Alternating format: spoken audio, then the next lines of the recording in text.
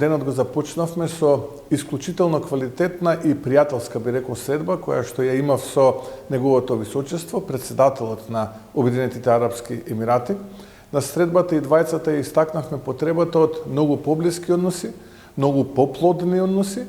а јас од моја страна накратко ги образложив нашите цели како влада, но истовремено го поканив неговото височество, председателот на Обединетите арапски емирати, да ја посети Македонија, а нормално бизнес заедницата да ги одблиску согледа сите можности за директно инвестирање во делот на туризмот, во делот на инфраструктурата, енергијата,